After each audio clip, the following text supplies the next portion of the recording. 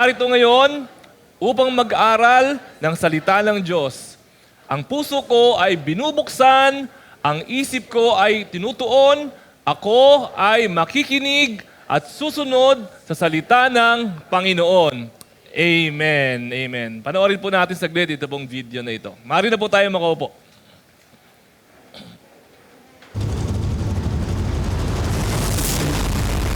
Audio Jungle.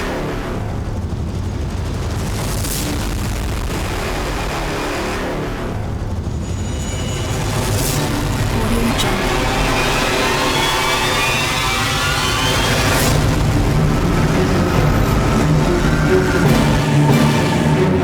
Audio Jungle.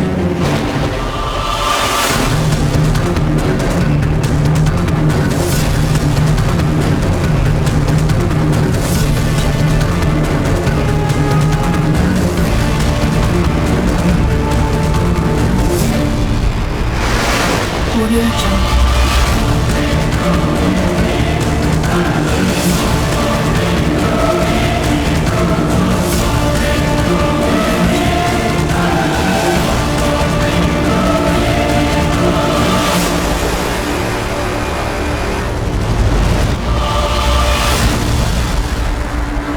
Audio Jungle. From beast mode to best mode. Palakapakan po natin ng Panginoon. Yan po ang magiging series natin ngayon pong simula, ngayon pong araw na ito. Magkakaroon po tayo ng 3 sunod-sunod na sermon tungkol po sa magagalitin. May kilala ba kayong magagalitin? Huwag nyo nang tignan. Huwag nyo nang tapikin. Okay?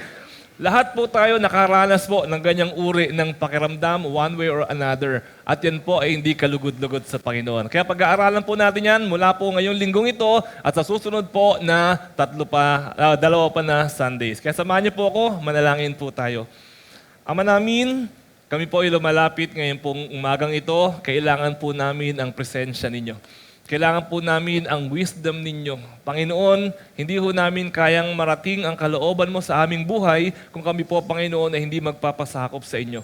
Kaya ngayong umaga, Lord, panalangin po namin na mangusap ka nga po sa pamamagitan ng inyong salita at nawa nga po, Panginoon, ang kalooban mo, ang tinig mo at ang paghipo mo ang maranasan namin ngayong umaga. Take control of our worship this morning and speak to us as we pray this in the name of Jesus. Amen. Amen. Purihin po ang Panginoon. Napakalaki ng epekto ng galit sa isang tao. Napakalaki. Physically, ang dami nangyayari sa katawan mo. Kumukulo ang dugo mo, tumataas ang blood pressure mo. Physically, emotionally, nai-stress ka. Nakakaramdam ka ng bigat, minsan hindi ka makatulog. Emotionally pa lang yan. And even relationally, yung dati mong friend, nagiging kaaway mo. And even spiritually. Sabi ko sa Bible, James chapter 1 verse 20. Sabay-sabay po natin basahin tong verse na to. Okay, James chapter 1 verse 20. Okay, ready? Go. Dahil ang galit ng tao ay hindi nakakatulong upang magawa kung ano ang ayon sa kalooban ng Diyos. Ang linaw-linaw, galing po sa Bible, hindi po ako nagsasabi niyan. Ang galit ng tao ay hindi nakakatulong sa iyo. Hindi nakakatulong sa iyo physically, hindi nakakatulong sa iyo spiritually, hindi nakakatulong sa iyo in every aspect of your life. Pero ang tanong, bakit marami pa rin ang hindi mapigil ang galit nila? Bakit may mga tao pa rin na hindi mapigilan ang kanilang galit? May mga galit po na tama lang, niloloko ka, syempre magagalit ka. No, may ginawang masama sa iyo, syempre magagalit ka. Normal lang po yan. Pero, iba po yung nagalit kesa sa magagalitin. Huwag nyo na naman tignan. Titignan nyo na naman eh.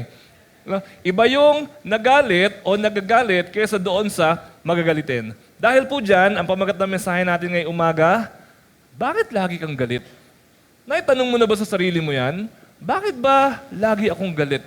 Emphasis on the word lagi. Okay? Emphasis on the word lagi. Kasi bakit ka galit? Okay lang yun. Nangyayari talaga yun. Maski naman si Jesus nagalit. No, maski naman ang Panginoong Yahweh nagagalit. Pero ang tanong, yung lagi. Bakit lagi kang galit? What is going on inside? So we're going to read from James chapter 4. 4 na verses lang po itong aaralin natin. 1 to 4. Okay, basahin po. Babasahin ko po. James 4, 1 to 4. Saan nanggagaling ang inyong mga alitan at pag-aaway? Hindi ba't nagmumula yan sa mga pagnanasang naglalaban-laban sa inyong kalooban? Meron kayong ninanasa, ngunit hindi ninyo makamtan, kaya't pumapatay kayo. Mapa sa inyo lamang yon. May mga bagay na gustong-gusto ninyo, ngunit hindi ninyo maangkin. Kaya kayo'y nagkakagalit at naglalaban-laban. Hindi ninyo makakamtan ang inyong ninanais dahil hindi kayo humihingi sa Diyos. At humingi man kayo, wala rin kayong natatanggap dahil hindi tama ang inyong layunin. Humihingi kayo upang mapagbigyan ng inyong kalayawan, mga taksil.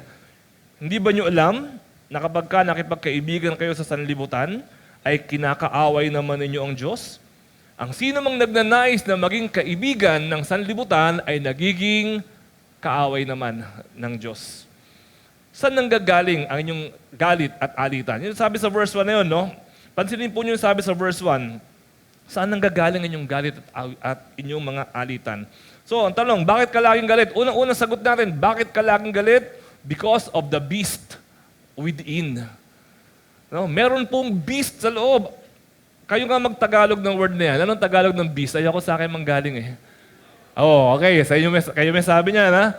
Merong halimaw sa loob. Hindi lang sa banga. Nasa loob yung halimaw. Tignan niyo po yung verse 1. Balikan natin yung verse 1. James chapter 4 verse 1. Tignan niyo sabi. Saan nanggagaling ang inyong mga alitan at pag-aaway? Hindi ba nagmumula yan sa inyong kalooban? Ang sabi, tignan niyo po yung tanong ha. Hindi niya tinatanong, sino ang pinanggagalingan ng inyong galit? Hindi yun ang tanong. Ano ang tanong? Saan? Saan? Hindi tinanong, sino ang lagi nang iinis sa'yo? Sino ang lagi nang aaway sa'yo? Sino ang lagi nagpapakulo ng dugo mo? Kapatid, it's not about them. It's about you. So lagi natin sinasabi, kasi asawa ko makulit. Kasi yung mga anak ko ayaw sumunod. Kasi yung teacher ng anak ko mataray. Hindi, it's not about them. It's really all about us. It's all about you. No, nanggagaling po yan sa loob. Our natural tendency always is to blame other people. Lagi na lang tayo nagtuturo. May ibang tao may kasalanan. Bastos kasi siya eh. Kaya ako nagalit. Nauna kasi siya. Kaya ako nagalit. Hindi siya kasi makaintindi. Mahina kukote niya. Kaya ako nagalit. Puro ibang tao ang may kasalanan. But the root cause is within.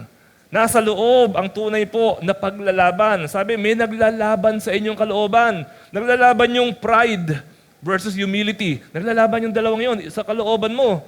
Naglalaban yung forgiveness versus revenge. Naglalaban yung dalawa. Sino kaya mananalo sa kanilang dalawa? Nagbabanggaan itong dalawang ito. Yung spirit, yung flesh, nagbabanggaan itong dalawang ito inside. Kaya po minsan magtataka kayo, meron nagsabi ng isang bagay, nagalit kayo nung araw na yon, pero nung sinabi niya ulit yun nung pangalawang araw, hindi ka na nagalit. Kasi minsan iba yung nararamdaman mo nung ibang araw kaysa doon sa pangalawang araw. Kung ano po yung nasa loob, yun po yung lumalabas. Kung halimaw yung nasa loob, parang toothpaste. Bakit ang toothpaste, kapag ka pinressure mo, pinisil mo ng husto, ano lumalabas? Bakit hindi ketchup? Kasi toothpaste siya. Kasi ang nasa loob ng toothpaste ay toothpaste, hindi ketchup. Diba? So kung ano yung nasa loob, pagka pinressure, yun ang lumalabas. So pagka ikaw, pinressure, ano lalabas sa'yo? If you are filled with the Holy Spirit at pinressure ka, ano lalabas sa'yo? Holy Spirit. Pagka ikaw ay filled with the Word of God at pinressure ka, ano lalabas sa'yo? Word of God. Pero kapag ikaw filled with anger and hate at pinressure ka, ano lalabas sa'yo? Anger and hate. Kasi nagsisimula po sa atin pong kaloob-looban. Lahat po tayo, lahat, pati ako, may mga alagang halimaw sa loob. Lahat tayo, wala kang pwede magsabi rito na mas malinis ako. No, wala. Lahat po tayo merong inaalaga. Lahat yung gusto kumawala. Lahat po yan, beast mode. Gusto niya ilabas yung beast mode niya. Gusto niyang ma-control. Yan po ang gusto niya na mangyari sa atin. At yan po yung tinatawag natin na flesh. Yan po ang laman. Yan po yung ating sinful nature. Nung na-born again tayo, eto pong dilema eh. Nung ma-born again po tayo, hindi kasamang na born again yung flesh. Ang na born again, yung spirit. Pero yung flesh, hindi pa naboborn again. Inaantay pa natin ang pagbabalik ng Panginoon para bigyan tayo ng bago na flesh. Pero ngayon, naglalaban yung loob at saka yung ating labas. At gustong kontrolin ng beast ang ating pong kalooban. However, some people have more powerful beast inside of them than others.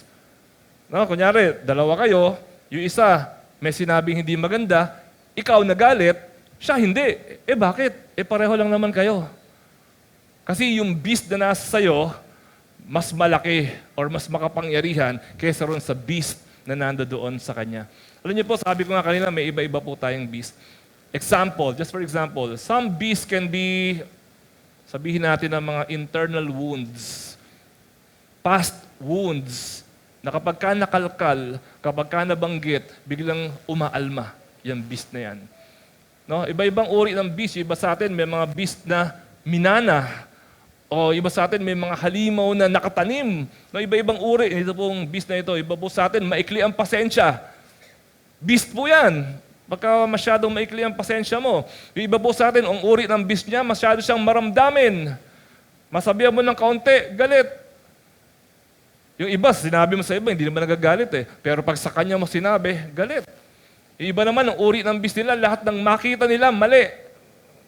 Alam niyo po yun, pag ako po nagsuot ng sunglasses na kulay itim, lahat ng makikita ko itim.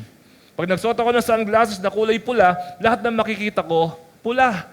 Kahit na ikaw ay nakaputi, ang tingin ko pula. May mga tao po ganyan, na ang kanila pong pananaw sa buhay, madilim. Lahat ng tao masama, galit sa lahat ng tao. May kasabihan nga, ang langaw, kahit itago mo ang basura, mahahanap pa rin niya.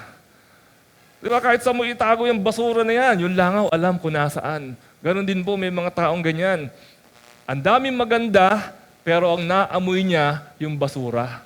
Di ba, yung basura, itago mo sa loob ng gitna ng mga pabango. Makikita pa rin ng langaw, yung basura na yon. Dahil, why? Yun ang hinahanap niya eh.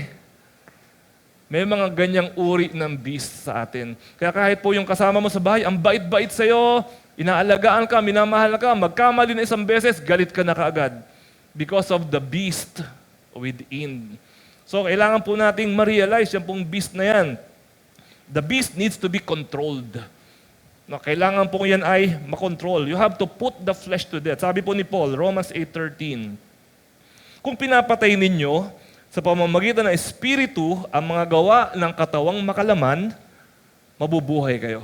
Kaya sabi ni Paul, kailangan daw patayin sa pamamagitan ng Holy Spirit ang mga gawa na makalaman. The only person that can control the beast is the Holy Spirit.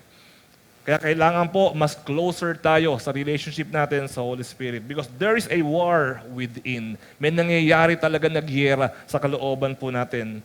Now, some people are able to control them better than others. May mga tao po mas mahaba ang pasensya. May mga tao na mas nakapag-aral, mas nakakaunawa.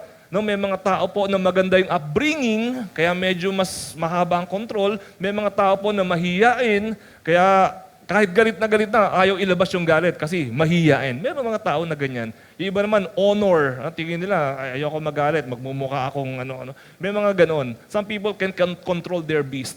Pero ang nakaka-control talaga sa beast, it is the Holy Spirit. That's why when we become born again, kasama po sa atin ang Holy Spirit. So the best way to control the beast is by the Holy Spirit. So pag tinanong natin, bakit ka laging galit? Dahil nagwawagi. Sino? Ang halimaw. Nagwawagi ang halimaw. So, hindi ka galit, listen, hindi ka galit dahil merong halimaw sa labas na nang-aaway sa'yo. Galit ka dahil may halimaw sa loob na nakawala. Now, we need to understand. So, we need to control the beast. So, be filled with the Holy Spirit.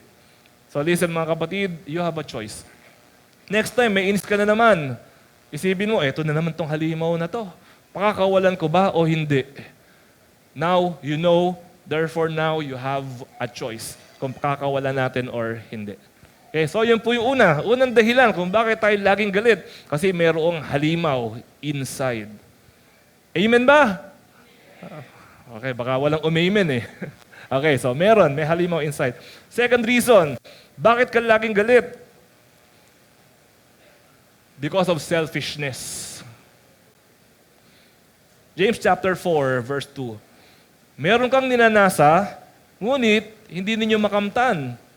Kaya pumapatay kayo. Mapa sa inyo lamang yun. Okay, sabi sa verse 2, no? Pag ginawa natin tong personal, isa na lang, ano? Meron kang ninanasa, ngunit hindi mo makamtan, kaya pumapatay ka, mapa sa iyo lamang iyon. Pag ginawa natin isang tao lang yung pinag-uusapan dito. Look at the word iyo. Ka, akin. No, me, myself. Lagi na lamang pong priority natin ang ating mga sarili. It's true naman talaga, priority naman natin sarili natin. Totoo lang po truth be told, most people are selfish. Most people are selfish. Ano Tagalog ng selfish? Okay, hindi. Nagtitinda ng isda. Selfish. Okay? Corny. Okay? Okay. Most people are selfish. Example. Nasa second floor kayo ng bahay nyo. Nanonood kayo ng asawa mo, dalawa kayo. Nanonood kayo ng Netflix. Nakataas pareho yung paa ninyo. May nag-doorbell sa baba. Shopee! Sino bababa? Ikaw o asawa mo? Sino? Di ba? Sino una mo naisip? Yung asawa mo ang bababa. Di ba? Kasi gusto mo. Oh, sarap-sarap ng upo ko dito. Oh. Ayan na, sisibakin na yung kaaway. Tapos biglang may magsha-shopee dito. Sasabihin mo ngayon sa asawa mo, may nag-doorbell. Alam mo naman na may nag-doorbell. Shopee daw. Alam mo naman na Shopee. Baka sa'yo. Sabihin ng asawa mo, wala naman ako order eh. Sa'yo yung order. Pero siya yung pabababain mo. Eto ngayon, yung asawa mo may pagka-selfish din. Sabihin ng asawa mo, ganda-ganda nung pinapanood ko eh. Ikaw na. At dahil yung asawa mo, gusto manood, ikaw gusto manood din, ikaw yung bumaba, masaya ka ba? Hindi. Naiinis ka. Kanino ka naiinis? Sa Shopee? Naiinis ka sa asawa mo. Bakit? Because of selfishness. No, true story. Hindi true story yan. Ibig ko sabihin, realistic story yan. Hindi true story. Realistic yan. Nangyayari po talaga sa atin yan. May nagdo-doorbell na lang, nagtuturuan. Ikaw magbukas. Sa'yo siguro yan. Ayaw bumaba. Kasi po, we are all, most of us, most people are selfish. Minsan dadating ka, naiinitan ka, dumating ka sa bahay ninyo, dahil mainit, yung kapatid mo, naka-electric fan, uupo ka. Anong gagawin mo sa electric fan? Tututok mo sa'yo? Siya, hindi na ba siya importante? Hindi ba siya naiinitan? Importante, naiinitan ka? Siya, hindi? Di ba? Yung electric fan, palibasa electric fan, pag umiikot na ganun, bitin. Kaya gusto mo, itututok mo sa'yo. Ganyan po tayo eh. Ang naiisip natin lagi, mga sarili po natin. May mga naririnig pa ako, mag-asawa. No? Hindi ito true story. Yung isa, gustong manood ng TV. Yung isa, gustong matulog. Sino masusunod? Yung gustong manood ng TV, alas 11 ng gabi, alas 10 ng gabi, o yung gustong matulog? Sino masusunod sa kanilang dalawa? Di ba? Sasabihin ng gustong matulog, dapat ako masunod. Pagod na ako eh. Sabihin naman nanonood ng TV, dapat ako masunod. Pagod din ako eh. Nagre-relax lang ako. Sino ngayon na masusunod? At sigurado po, mag-aaway na naman yung dalawang yan. Because of selfishness. Pero kung walang selfishness, gusto kong matulog eh. Tapos yung isa, gusto ko manood ng TV eh. Sabihin ng gusto manood ng TV, sige nga, papatayin ko na lang ito para makatulog ka na. Sasabihin naman ng gustong matulog, di bali, pipilitin ko na lang matulog, makapagpahinga ka lang, makapag-relax ka lang. Ganun kapag hindi selfish. Nagtutulungan kayo. Minsan sa parking, nag-aagawan sa parking eh. Pero kung kayo hindi selfish, di ba, may isang parking slot na lang, tapos dalawa kayo, Di ba sasabihin mo sa kanya, ikaw na lang. Sabi niya, hindi, ikaw na lang. Hindi, ikaw na lang. 3 araw na kayo, no? Hindi, ikaw na lang. Hindi, ikaw na lang. Pagka hindi ka selfish, ganun yung nangyayari. Pero kapag ka selfish, ano mangyayari? Nagbabarilan sa kalye. Bakit nagbarilan sa kalye? Dahil naunahan ka, binaril mo? Di ba? Dahil may intersection, ayaw niya magbigayan, binaril mo? Road rage, dahil selfishness. So bakit ka laging galit? Dahil selfishness. May ulam kayo, isang malaking isda, wag naman isda, meron kayong malaking fried chicken, isang hita ng manok, tsaka isang leeg ng manok. Ano kukunin mo? Yung hita, yung leeg. Oh, di ba? Di ba? Sasabihin natin, leeg, pero totoo, hita, nasa isip mong kunin. Kasi we are all selfish. Part talaga po ng ano natin yan, psyche natin yan. Kaya tayo magagalitin because we are all selfish. Kapag ka nakakita po tayo ng picture, tayo dito, pagka Sunday, di ba, may mga nagpipicture sa atin dito, tapos pinopost, sino una niyong hinahanap? Si pastor? Oh, di ba? Sarili. Ano nararamdaman mo pagka wala ka doon sa picture na yon? Minsan nga naman yung picture natin, 100 pictures eh. Ganun karami yung mga postings natin eh. Tapos wala ka, nakuha ka kalahati pa ng mukha mo. Minsan tuloy, naiintindihan natin naman talaga yon na bakit ganun? Ang dami-dami litrato, hindi ako nakasama man lang. No? Pero that's part of looking after ourselves. Okay lang naman kung hindi ka nagalit, pero pag nagalit ka, ibig sabihin nun, merong lumaban sa kalooban mo. No, sabi nung beast, dapat nandun ka. Dapat ganito ka. Bakit sila nandyan lagi, ba't ikaw? Wala. Nangyayari po, ito po mga bagay na ito. Nangyayari po talaga yan. Kaya, selfishness. Pag nagalit tayo, susunod na magalit ka, tanongin mo sa sarili mo, selfishness ba to? Kaya ako nagagalit? May part ba nitong gulo na to na selfish kasi ako, kaya nagkakaproblema kami? No, sarili ko lang ba iniisip ko? It is normal. Sa totoo lang po, ang mga ang mga estudyante, naiisip po nila, kawawa naman ako, puro aral. Buti pa yung mga magulang ko, hindi na pumapasok sa school. Yan, iniisip ng mga estudyante. Yung mga nanay naman, ano naman iniisip? Kawawa naman ako. Puro gawaing bahay, puro laba, puro linis. Buti pa yung asawa ko, 8 a.m. papasok, uuwi na 5. Wala na siyang trabaho sa gabi. Samantalang ako, kahit gabi, may trabaho pa rin ako. Yan naman yung iniisip ng mga nanay. Yung mga tatay, ano iniisip ng mga tatay? Iniisip naman ng mga tatay, kawawa naman ako. Puro pagkita ng pera ang iniintindi ko. Puro gastos. Buti pa sila. Nasa bahay lang. Gastos lang ng gastos. So, ba't nag-aaway ang pamilya? Kasi iniisip nila lahat, sarili nila, kawawa naman ako. Ang ending, gera patani sa loob ng bahay. One word, bakit lagi kang galit? Selfishness.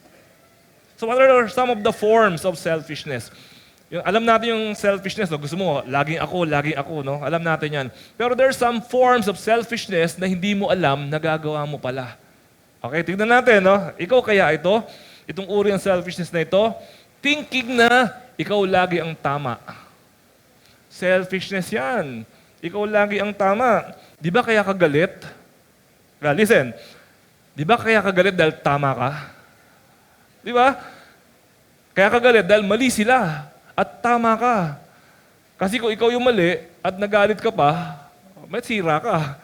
Galit ka na nga, ikaw pa galit, mali ka na nga. Ano? Kasi feeling natin, tayo lagi yung tama. Laging ibang tao ang meron pong kasalanan. Mahilig tayong manisi ng ibang tao. Pag tayo, hindi.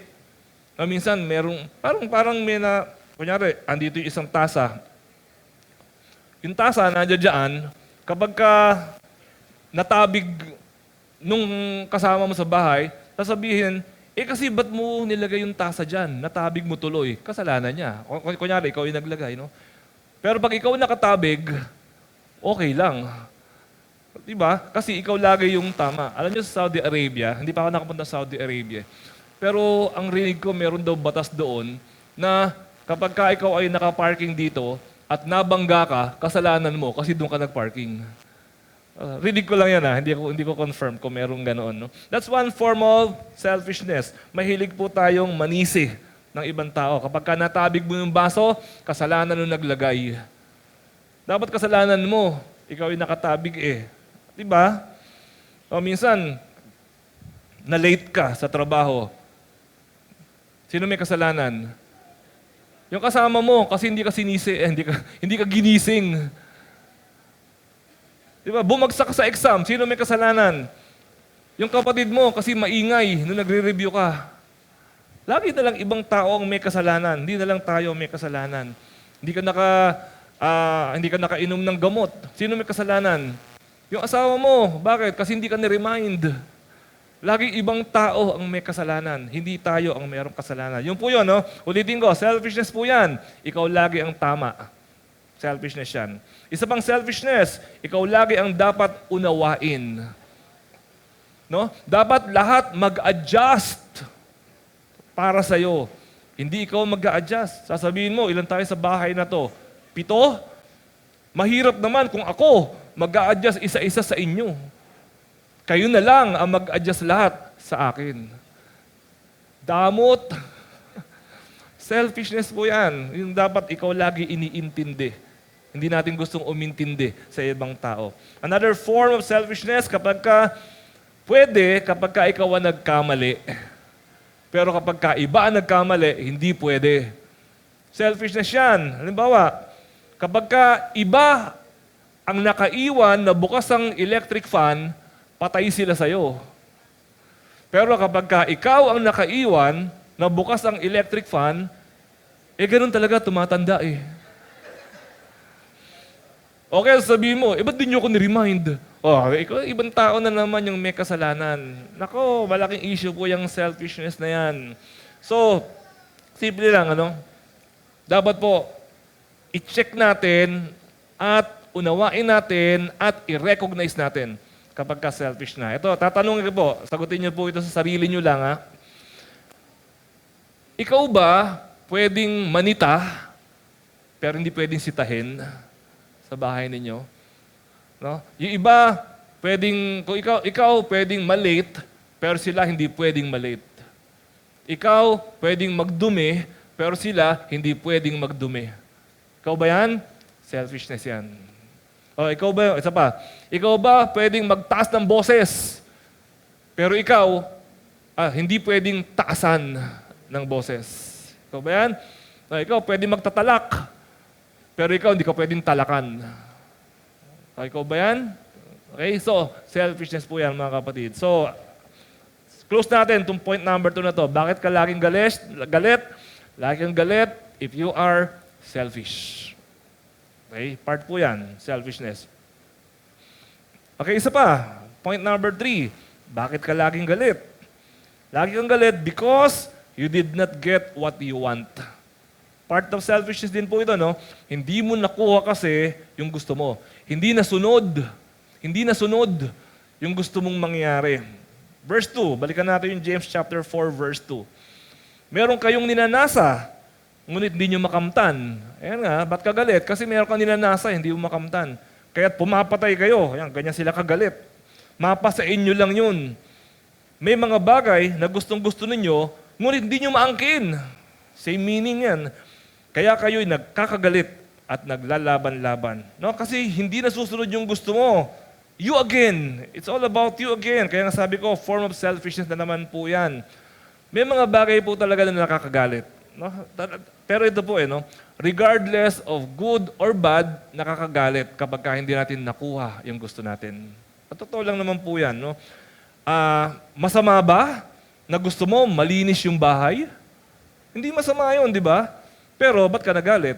Kasi hindi nasunod yung gusto mo na malinis yung bahay. So, sinasagot yung tanong kung bakit ka laging galit. Masama ba na magtipid ng kuryente? Hindi. Ba't ka nagagalit? Dahil hindi nasunod yung gusto mo. Hindi sila nagtipid ng kuryente. Those are good reasons to be angry. Sinasagot lang natin yung tanong, bakit ka galit? Kasi hindi nasunod yung gusto mo. Yung mga negative, ba't ka galit? Dahil nanlalamang o nandadaya. Siyempre, bad reason, di ba? So, tama lang na magalit tayo kapag ka po ganun. Eto lang muna. Reality check muna tayo. Reality check. Sa totoo lang po, ilang percent kaya sa mundong ito, o sa lahat ng gusto mo, ilang percent kaya ron ang realistic na makukuha at masusunod mo? Ilang kaya? 100% ba? No way. No way. Reality check, you will never get all that you want all the time. No, talagang darating yung point na may mga hindi ka makukuha, hindi masusunod. Magagalit ka. Ito yung hindi nasusunod, yung gusto natin. Hindi po pwede yun. Sa totoo lang, it's hard to get what you want. Especially kung perfectionist ka. Ako, ikaw ay perfectionist sa pagtutupi ng damit. So, lahat na lang ng tupi ng damit ng asawa mo o ng anak mo, reject sa'yo. Galit ka na naman. Kung ikaw ay perfectionist sa laba, lahat na lang ng laba ng asawa mo, uulitin mo. Mag-aaway na naman kayo kasi naglaba na nga yung asawa mo, inulit mo pa. Kasi hindi pasado sa akin yung laba niya . Galit na naman kasi hindi nasunod yung gusto natin. No, lagi ko tayo magkakaroon ng problem kapag mataas yung ating standard. Pagka-perfectionist tayo. Hindi ko sinasabi na mali yun. Ang sinasabi ko lang, asahan mo, magagalit ka. Asahan mo na yan. Kasi mataas yung standard natin. O kaya naman, it's hard to get what you want kung hindi naman ikaw ang boss. Ikaw ba boss? Kung ikaw yung boss, malamang makuha mo yung mga directives na sinasabi mo, mangyari, masunod. Pero kung hindi naman ikaw ang boss, asahan mo, hindi mo susunod. The problem is, ang dami pong tao, bossy. Bossy. Maraming mga tao po ganyan. Kaya pag tatanungin niyo ako, pag mayroong isang tao na laging galit, maski sa bahay, maski sa opisina, maski sa labas, ang isang tao na laging galit, yung palautos. Yung palautos. Kasi yung palautos, maraming utos. Hindi masusunod lahat ng utos niya. Therefore, magagalit siya. Kasi hindi nasusunod lahat ng kanyang mga inuutos. Lalo na yung mga gusto nila, pag nag-utos, gusto now na. Di ba? Pag sinabing, i-text mo nga yung lola mo, i-text mo nga. Gusto niya now na. Kapag ikaw ay hindi sumunod ka agad kasi may ginagawa ka pa, di ba? Gusto niya, bitiwan mo yung ginagawa mo at sundin mo kaagad yung inuutos niya, now na. Minsan may mga nanay, anak, hugasan mo nga yung pinggan. Itong anak, may ginagawa pa.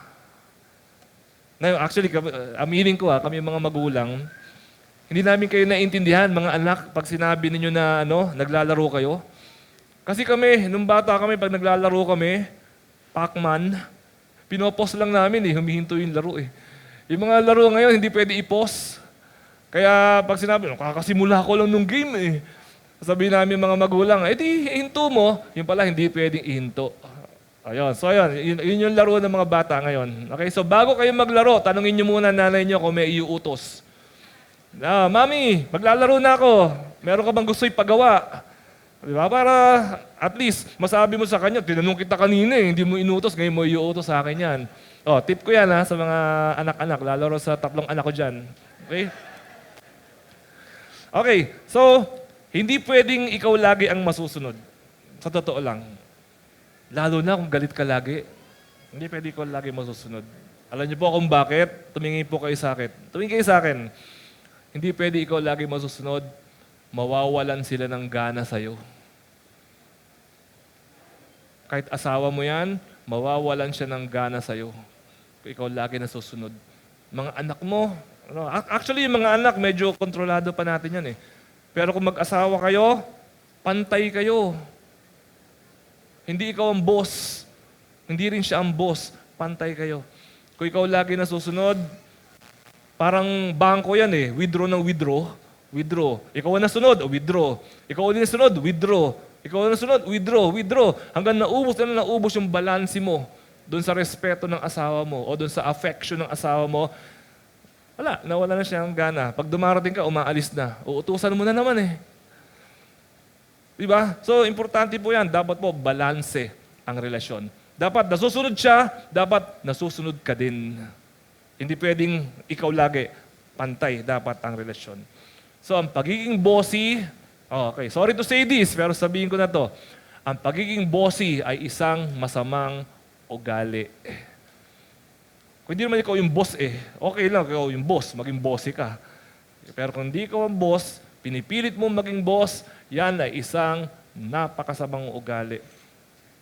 Magigyera patani na naman kayo sa bahay po ninyo. Ikaapat, bakit lagi kang galit? Lagi kang galit because you do not communicate properly. Ano yung sabihin nito? Hindi ka kasi marunong makipag-usap. Ba't ka nagalit?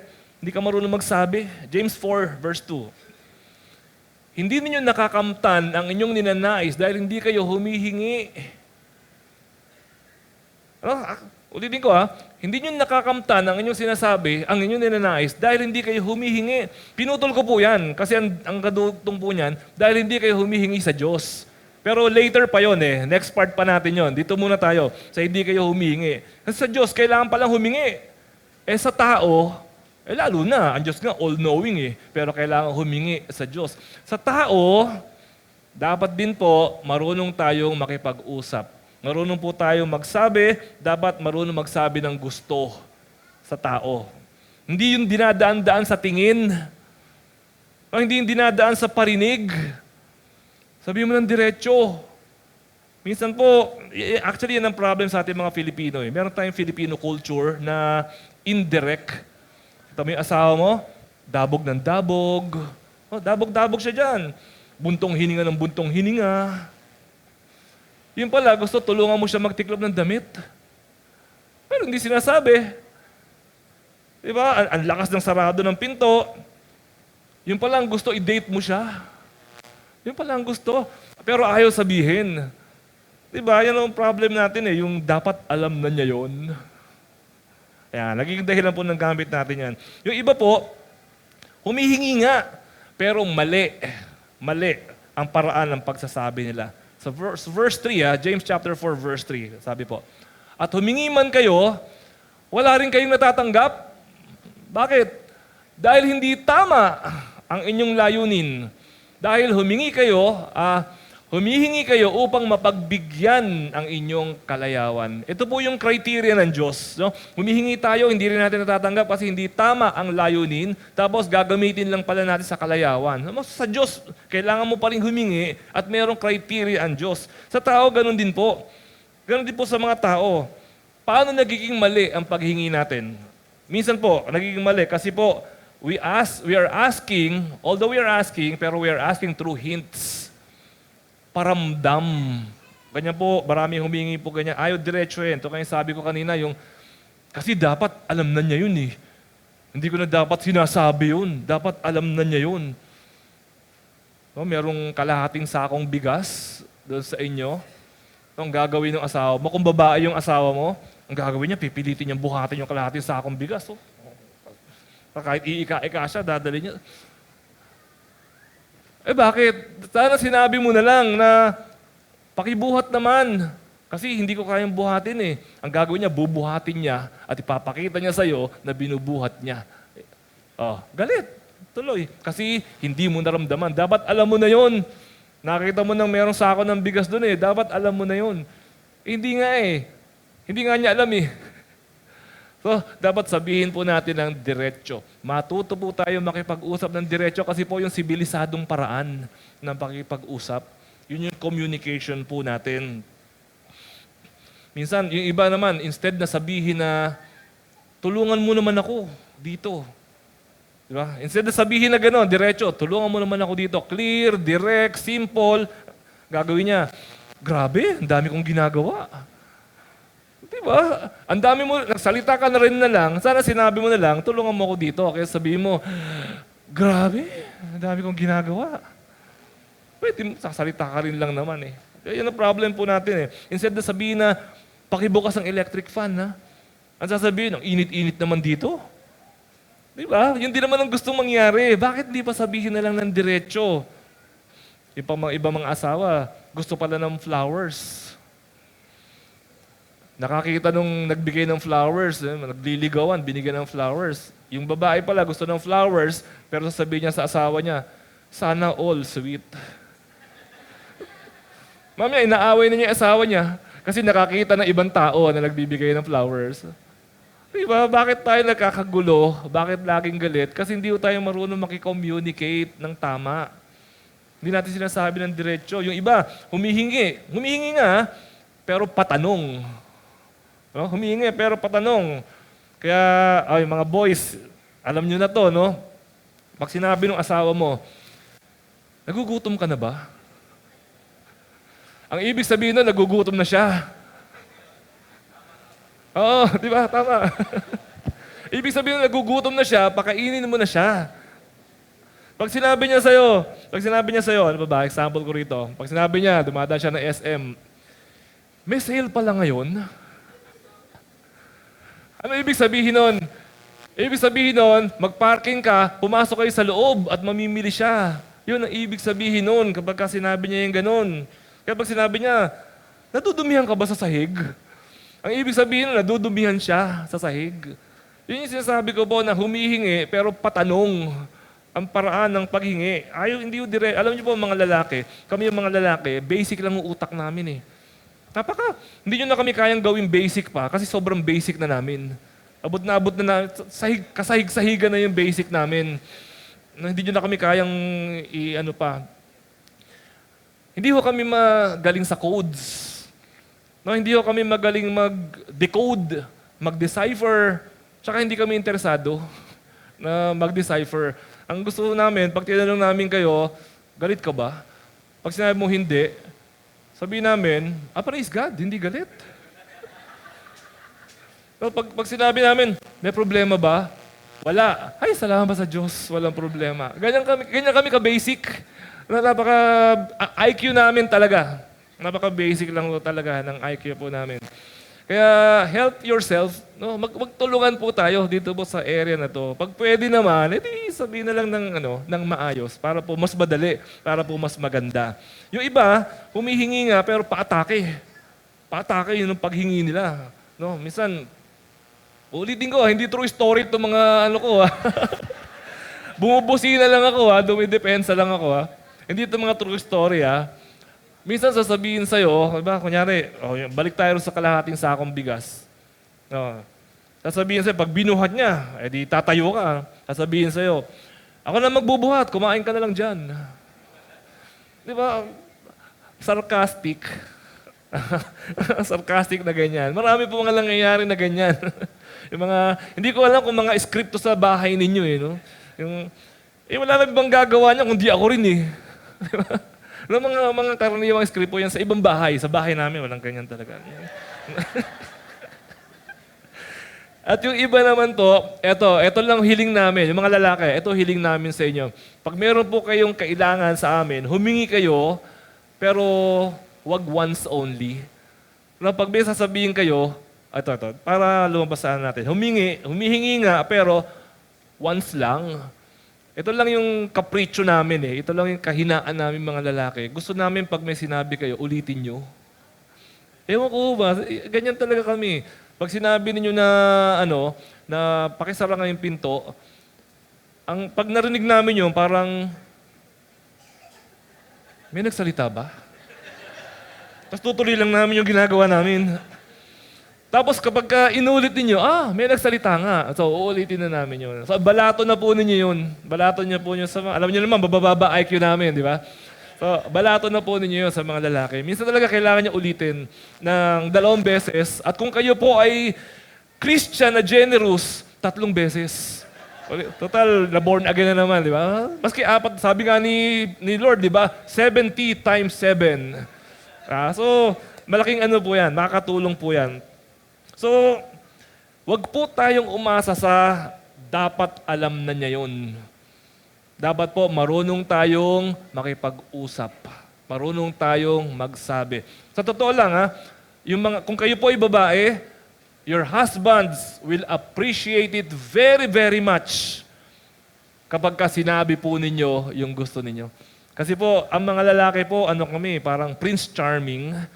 No, parang kami yung kami yung gusto namin ibigay sa inyo, yung magpapasaya sa inyo.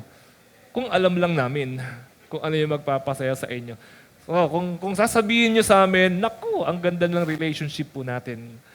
Okay, so yun po yung pang-apat natin. Ba't lagi kang galit? Because hindi tayo marunong magsabi. We do not communicate what we want properly. Panlima po at panghuli, bakit lagi kang galit? Because you do not ask from God. Kasi po kinakaya natin sa sarili natin.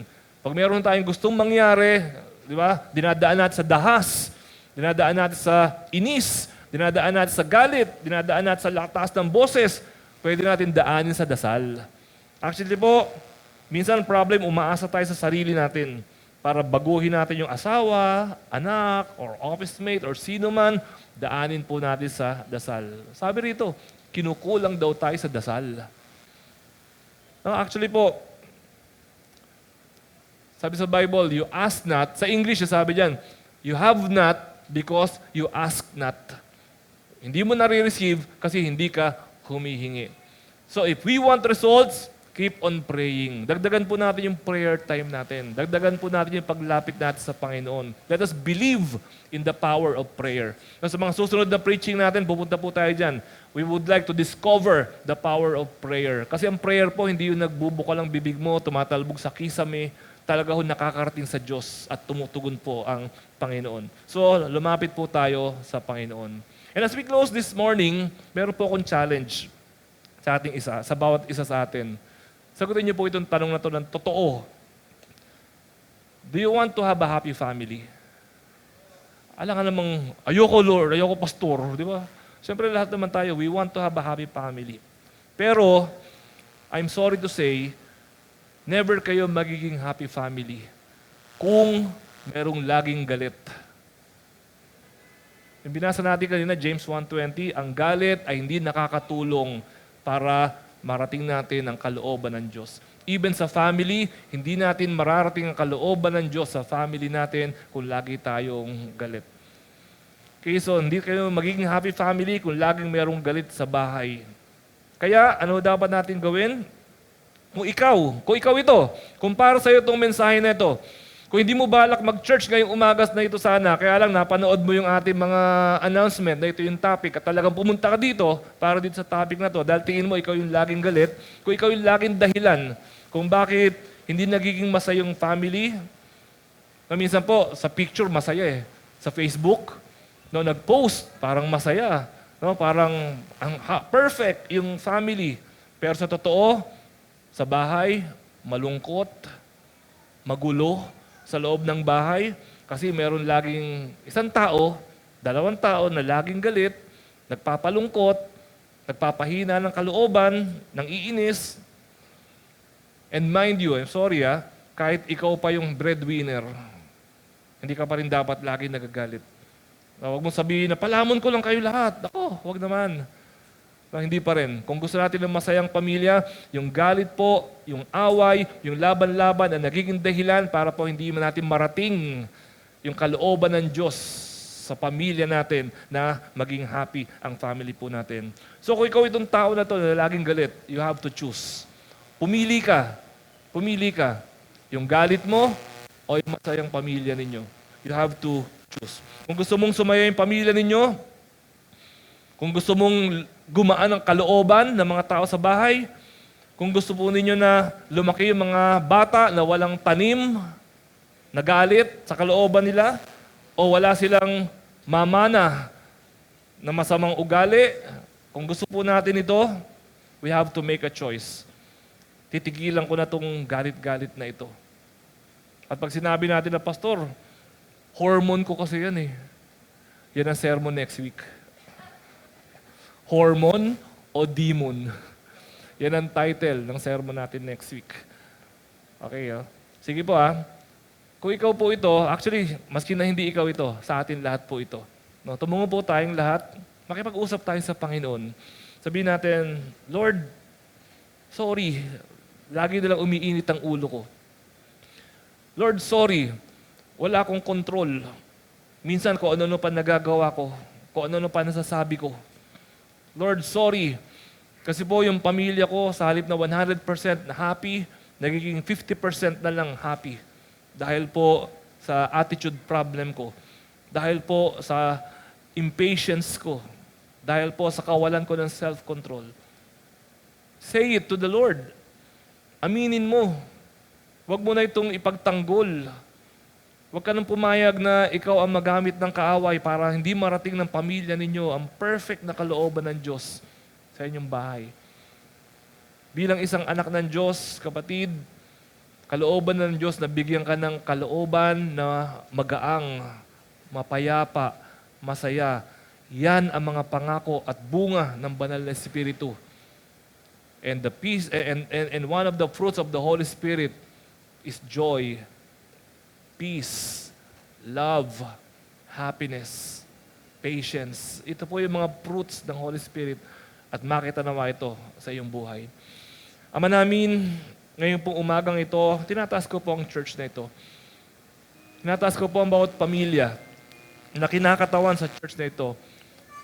Lord, wag nawang mawala ng kabuluhan yung pag-attend namin ng church. Wag nawang mawala ng kabuluhan yung pag-attend namin ng mga Bible study, ng mga prayer meeting, ng mga training, discipleship, and everything na ito. Wag nawang mawala ng kabuluhan yung mga ministry na ginagawa namin na sinisira lang at binabahiran lang dahil sa amin pong kawalan ng pasensya. Dahil sa amin pong kawalan ng kontrol sa sarili. Patawarin mo po kami, Panginoon. Pero Lord, ang pangarap ko po para sa church na ito, ang pangarap ko po, Panginoon, sa mga members ng church na ito at sa bawat pamilya, isa pong pamilya na nagmamahalan, nagpapatawaran, hindi man perpekto, nagkakamali man, pero marunong po, Panginoon, na magmahal at magpatawad ng ayon po, Panginoon, sa inyo pong kapangyarihan. Lord, sa pangalan ni Jesus, dinadalain ko po, Lord, ang bawat anak mo na nakikinig at nagnanais po na kumawala sa halimaw ng galit sa kanilang mga puso. Sa pangalan ni Jesus, pinapanalangin ko po, Panginoon, ang mga kapatid na to, bigyan niyo po sila ng joy sa kanilang puso. Bigyan niyo po sila ng kapayapaan sa kanilang puso. Bigyan niyo po sila, Panginoon, ng kapuspusan ng banal na Espiritu na maranasan po nila, Panginoon, na walang puwang ang galit. At anuman po, Panginoon, na mga nakabaon, mga nakatanim sa kanilang mga nakaraan, binubunot namin sa pangalan ni Jesus. Sa pamamagitan ng dugo ni Jesus, bigyan mo po ng kalayaan, Panginoon, ng aking mga kapatid na ito, ang bawat pamilyang kinakatawan sa umagang ito, na makapamuhay po ng may kasiyahan, kapayapaan at kaluwalhatian dahil ikaw ang nangunguna sa kanilang tahanan. Ikaw ang nasusunod. Ikaw po, Panginoon, ang sinasamba. At dahil po ron, Panginoon, mararanasan po nila ang munting kalangitan ng kanilang tahanan ay parang langit, Panginoon, dahil po sa pag-iibigan. Ama namin, sa lahat po ng kapatid na nandito ngayon, kapatid, kung ikaw ay kinakausap ng Panginoon, magsisi ka ngayon. Ihingi mo ng tawad sa Kanya ang kawalan ng kontrol. Ihingi mo ng tawad sa Panginoon ang pagiging impatient. Ihingi mo ng tawad sa Panginoon pagiging magagalitin. Sa pangalan ni Jesus at sa pamamagitan ng dugo ni Jesus, lilinisin ka ng Panginoon at bibigyan ka niya ng bagong kalooban, bagong puso. Bibigyan ka ng banal na Espiritu, huhugasan ka ng Diyos upang ikaw ay magkaroon ng buhay na magaang, mapayapa at masaya na ayon sa Kanyang kalooban.